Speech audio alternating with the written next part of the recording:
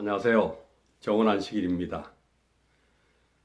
주의 은혜와 축복이 이 안식일 우리 모두와 함께 하기를 간절히 기원합니다. 오늘 함께 나눌 말씀은 하나님 같은 사랑, 하나님 같은 사랑이라는 제목으로 함께 말씀을 나누려고 생각을 합니다. 오늘 본문의 말씀으로 요한계시록 3장 19절의 말씀을 선택을 했습니다. 신약성경 403페이지 요한계시록 3장 19절입니다. 물은 내가 사랑하는 자를 책망하여 징계하노니 그러므로 네가 열심을 내라 회개하라. 예수 그리스도께서 재림하시기 직전 역사의 마지막에 있을 교회를 요한에 계시는 라오디게아 교회라고 지칭을 합니다. 그리고 제7안식일 예수 재림 교회는 요한계시록을 성세대로 해석하면서 마지막 시대를 향해 외쳐야 할 세 천사의 기별을 가진 남은 교회인 제7안식일 예수 재림 교회가 바로 마지막 교회요 라오디게아 교회라고 확인을 합니다. 그렇다면 재림 교회는 라오디게아 교회에 보내는 기별에 유념을 해야 합니다. 마지막 시대의 교회 라오디게아 교회를 향한 예언된 기별에 유념해야 하는 것입니다. 그렇다면 이 마지막 교회 라오디게아 교회를 향한 예언된 기별의 핵심은 무엇일까? 사도 요한은 주님께 받은 바 계시된 예언을 통해서 라오디게아 교회의 여러 가지 문제점들을 제시합니다. 그런데 이런저런 문제들이 있다는 것은 크게 도움이 되지는 않습니다. 그래서 어떻게 하라는 것일까? 그 여러 문제에 대하여 어떻게 하면 좋다는 것일까? 그 해답과 대안이 사실 중요한 것입니다. 그런데 그 해답과 대안이 바로 오늘 처음에 읽었던 본문인 계시록 3장 19절입니다. 여기 주님은 네가 열심을 내라 회개하라는 것입니다. 무엇을 열심을 내고 무엇을 회개하라는 것일까? 주님은 라오디게아 교인들을 지칭하면서 물은 네가 사랑하는 자를 책망하여 징계하노니 라고 하시면서 열심을 내라 회개하라고 하십니다. 이 문구 속에서 저는 예수님의 생각과 뜻을 유추해 봅니다. 요한계시록을 쓴 사도 요한은 요한복음과 요한 1, 2, 3서를 썼습니다. 요한의 글과 서신의 핵심 단어와 주제는 언제나 사랑이었습니다. 그 중에 가장 중요한 키워드는 요한일서 4장 11절입니다. 사랑하는 자들아, 하나님이 이같이 우리를 사랑하셨은즉 우리도 서로 사랑하는 것이 마땅하도다. 사랑하는 자들에게 하나님께서 바라시고 기대하시는 것은 너희도 사랑하라는 그것 한 가지라는 것입니다. 이런 주님의 뜻을 공통되게 자신의 서신에서 강조하고 반복하고 있는 사도 요한이 라오디게아 교회에게 기별을 전하면서 무릇 내가 사랑하는 자를 책망하여 징계하노라 하면서 열심을 내고 회개하라고 했습니다. 내가 사랑한다고 전제하시고 열심을 내고 회개하라고 하신 이유는 무엇일까? 바로 사랑에 대해서 열심을 내고 사랑 없음에 대해서 회개하라는 것입니다. 라오디게아 교회의 문제가 뭐였을까?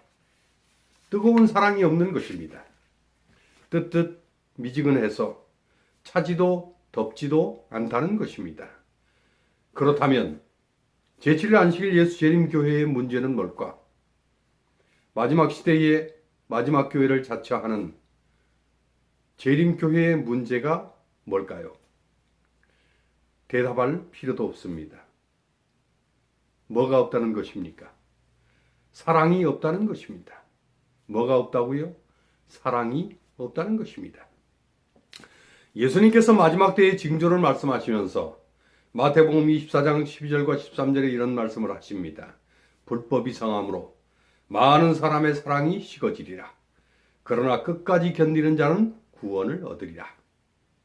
많은 사람의 사랑이 식어지지만 끝까지 견디는 자는 구원을 얻는다고 하셨습니다. 어떻게 끝까지 견딜까? 사랑이 식지 않으면 사랑이 있으면, 그 속에 사랑이 있으면 끝까지 견딜 수 있고 구원을 받는다는 것입니다. 동일한 의미를 담고 요한계시록 14장 12절은 이렇게 말씀합니다. 성도의 인내가 여기 있나니 저희는 하나님의 계명과 예수 믿음을 지키는 자니라. 하나님의 계명이 뭡니까? 우리는 그것이 십계명이며 안식일 계명이 포함되다고 믿고 그렇게 강조하고 그렇게 가르칩니다. 맞습니다. 그러나 계명은 그 계명의 정신을 잃어버리면 아무 소용이 없습니다. 하나님의 계명과 예수 믿음의 근본 정신은 무엇일까? 여기 두 개의 성경절이 있습니다. 하나는 마태복음 20장 37절로 40절입니다. 예수께서 가라사대 내 마음을 다하고 목숨을 다하고 뜻을 다하여 주 너의 하나님을 사랑하라 하셨으니 이것이 크고 첫째 되는 계명이요 둘째는 그와 같으니 네 이웃을 내 몸과 같이 사랑하라 하셨으니 이 두 계명이 온 율법과 선지자의 강령이니라. 또 하나는 갈라디아서 5장 6절에 그리스도 예수 안에는 할례나 무할례가 효력이 없되 사랑으로서 역사하는 믿음뿐이니라. 마지막 시대의 마지막 성도들은 인내하며 하나님의 계명과 예수 믿음을 지킨다고 했습니다. 그런데 그 인내의 동력은 무엇일까? 계명의 근본 정신인 사랑과 역사하는 믿음의 근본 정신인 사랑인 것입니다. 결국 마지막 시대에 야곱의 환난조차도 감당케 하는 능력은 하나님이 나를 끝까지 사랑하신다는 사실을 믿고 나 역시 예수님을 끝까지 사랑한다는 믿음과 영성만으로 우리를 세우고 준비시키는 것입니다. 그래서 사도 바울은 고린도전서 12장 29절로 31절에 이렇게 말씀을 합니다. 다 사도겠느냐? 다 선지자겠느냐? 다 교사겠느냐? 다 능력을 행하는 자겠느냐? 다 병 고치는 은사를 가진 자겠느냐? 다 방언을 말하는 자겠느냐? 다 통역하는 자겠느냐? 너희는 더욱 큰 은사를 사모하라. 내가 또한 제일 좋은 길을 너희에게 보이리라. 사도 바울은 사람마다 가질 수 있는 여러 은사들을 언급합니다. 그리고 그 어떤 은사, 그 모든 은사보다 더 큰 은사가 있다고 말을 합니다. 더 큰 은사가 있기만 한 것이 아니고 그것을 사모하라고 말을 합니다. 그리고 그것이 제일 좋은 길인데 그것을 너희에게 보이겠다고 말을 합니다. 그 더 큰 은사, 그 좋은 길은 무엇일까? 고린도전서 13장 1절과 2절에 그것을 말을 합니다. 내가 사람의 방언과 천사의 말을 할지라도 사랑이 없으면 소리나는 구리와 울리는 꽹과리가 되고 내가 예언하는 등이 있어 모든 비밀과 모든 지식을 알고 또 산을 옮길 만한 모든 믿음이 있을지라도 사랑이 없으면 내가 아무것도 아니요. 영어 성경에는 I have not love, I'm nothing 그렇게 쓰여 있습니다. love가 없으면 nothing이라는 것입니다. 모든 은사가 있어도 사랑이 없으면 그 은사는 nothing입니다. 산을 옮길 만한 믿음이 있어도 사랑이 없으면 그 믿음도 nothing인 것입니다. 모든 은사들은 사랑의 지배를 받을 때에 비로소 은사가 되는 것입니다. 모든 믿음도 사랑이 동기가 될 때에만 비로소 믿음이 된다는 것입니다. 그래야만 자기에게도 유익이 되고 교회에도 유익이 되며 자신의 덕을 세울 뿐만 아니라 교회의 덕도 세우게 된다는 것입니다. 그러니 사랑의 은사는 가장 큰 은사일 뿐만 아니라 모든 은사를 은사되게 하는 은사인 것입니다. 도대체 사랑이 뭐길래 이런 결정적인 역할을 하는 것일까? 우리는 사도 바울이 사랑의 은사를 강조했던 고린도 교회를 자세히 살펴볼 필요가 있습니다. 고린도 교회는 성령의 은사가 대단했습니다. 여러 재능과 은사를 가진 교인들이 교회에 정말 많았습니다. 또한 재산을 헌납할 정도의 믿음을 가진 교인들이 넘쳐났습니다. 그런데 뭐가 부족했는가? 사랑이 부족했습니다. 열심과 충성은 대단했지만 그에 반해 사랑이 부족했던 것입니다. 그랬더니 거룩한 주님의 교회가 분열과 파쟁과 다툼과 시기와 허영과 질투가 그리고 부도덕이 난무하는 그런 집단으로 변질되고 만 것입니다. 그래서 급기야는 사도 바울이 편지를 보내면서 예언하는 능이 있고 모든 비밀과 지식을 알고 또 산을 옮길 만한 모든 믿음이 있어도 사랑이 없으면 have not love is nothing. 사랑이 없으면 아무것도 아니라는 것입니다. 결국 교회의 문제는 재능의 문제가 아닙니다. 은사의 문제도 아닙니다. 또는 프로그램이나 순서가 아니고 궁극적으로 사랑의 부족, 사랑의 결핍이라는 것입니다. 교회가 참된 사랑의 공동체를 형성하는 일에 실패한다면 교회는 문제투성이의 고린도 교회가 되고 마는 것입니다. 교회가 건강하게 성장하려면 확실한 비전이 있어야 한다고 말을 합니다. 우리 교회의 비전은 무엇일까? 저는 그것이 사랑이어야 한다고 결론을 내립니다. 지금도 늦지 않았다고 믿습니다. 어차피 라오디게아 교회의 대안이 사랑이라면 지금이라도 우리는 나와 있는 성서적인 해답을 붙잡아야 하기 때문입니다. 다른 교회 교인들이나 지역사회에서 한인 재림교회 하면 그 교회 사랑이 충만한 교회지 라고 말을 듣게 하자는 것입니다. 하나님은 내가 너희를 사랑한 것 같이 너희도 사랑하라고 하셨습니다. 하나님께서 주님께서 우리를 사랑하신 그 사랑은 어떤 사랑이었을까?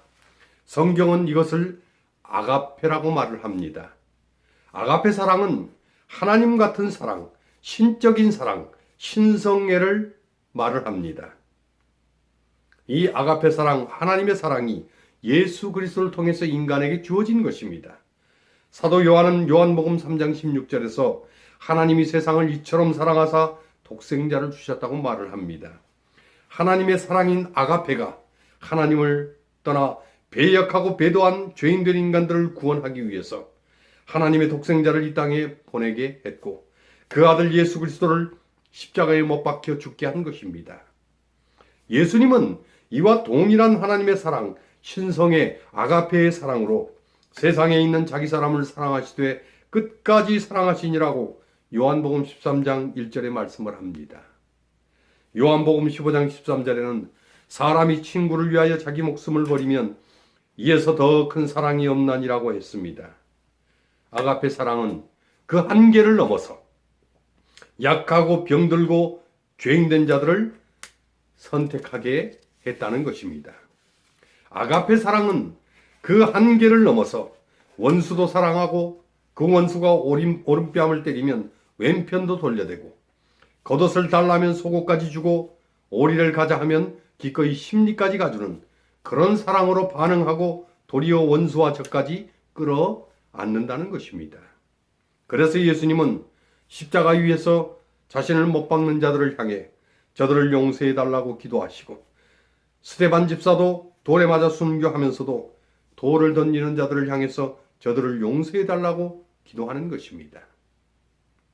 아가페 사랑은 그 한계를 넘어서 나와 피부가 다르고 나와 민족이 다르고 나와 형편이 다른 사람들도 한 형제요 가족으로 끌어안고 인류애와 박애의 정신을 나누는 것입니다. 예수님은 당시 이방인들을 짐승처럼 여기던 유대사회에 파문을 일으키셨습니다. 사마리아를 넘나들고 여리고를 넘나들면서 이방인들에게도 구원을 선포하시고 병을 고치시고 복음의 무한계성, 복음의 탈경계성, 복음의 무차별성을 증거하고 사랑을 베푸신 것입니다. 결국 십자가의 사랑은 민족성을 넘고 지역성을 넘고 국제성을 넘어서 죄인된 온 인류를 구원으로 이끄는 사랑의 동력이 된 것입니다.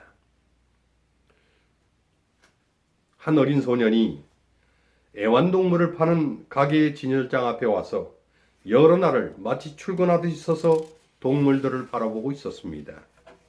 주인이 보니 이 아이가 호주머니에 손을 넣고 뭔가를 만지작거리는데 아마도 돈이 부족한 듯 보였습니다. 그 주인이 하루는 그 진열장 앞에 서서 개를 보고 있는 그 아이에게 다가와서 "보이, 네가 좋아하는 것이 뭐니? 라고 물었습니다. 그러자 이 소녀는 잠시 아무 말이 없더니 아저씨, 제가 정말 갖고 싶은 녀석이 있어요. 그런데 돈이 많이 모자랄 거예요. 그래서 그냥 매일같이 보기만 하면서 돈을 모으고는 있어요. 라고 말을 했습니다. 애견샵 주인은 소년에게 그래? 혹시 돈이 모자라도 내가 줄 수도 있으니 네가 좋아하는 것이 뭔데? 라고 재차 물었습니다. 소년은 다시 잠시 침묵하더니 진열장 끝으로 갔습니다. 그리고는 맨 끝에 있는 강아지를 가리키면서 이 녀석이요 라고 대답을 했습니다. 그 강아지는 태어날 때부터 뭔가 문제가 있어서 발을 절름거리면서 걷게 된 강아지였습니다. 그래서 주인은 가격표도 붙여놓지 않고 그냥 돌보고 있는 그런 장애가 있는 강아지였습니다. 주인 아저씨는 놀란 표정으로 조심스럽게 물었습니다. 보이, 좋은 강아지들도 정말 많은데 왜 하필 그 강아지를 가지려고 하니? 그 소녀는 환하게 웃으면서 그렇게 대답을 했습니다. 아저씨, 쟤는 제가 사랑해주지 않으면 아무도 사랑해줄 사람이 없을 것 같아서 그래요.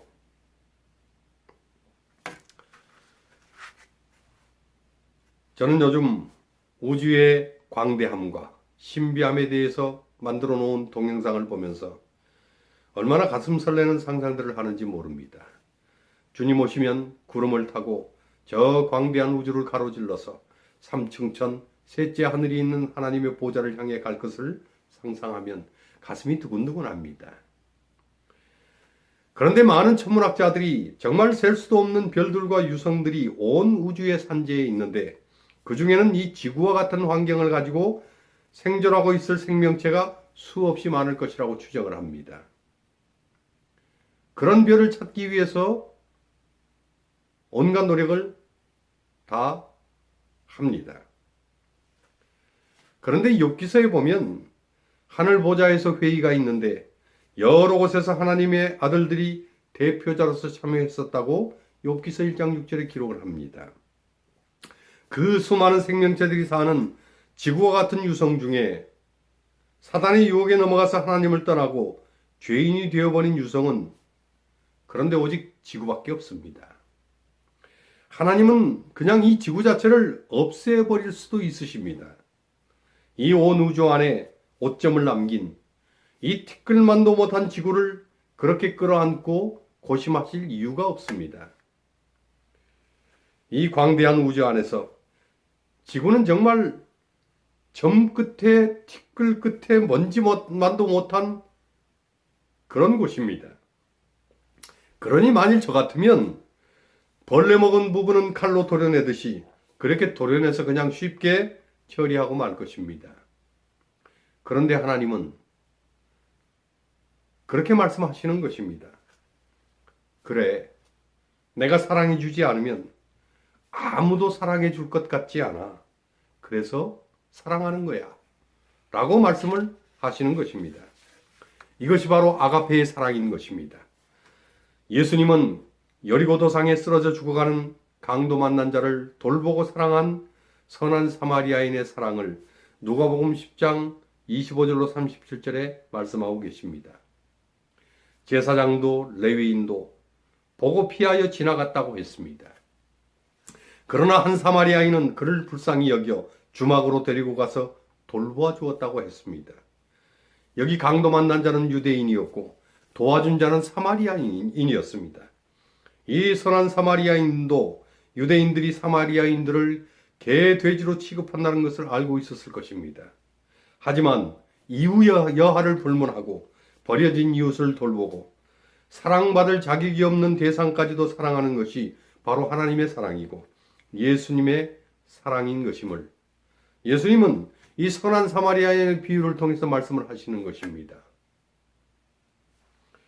그리고 주님은 37절에 가서너도 이와 같이 하라고 하셨습니다.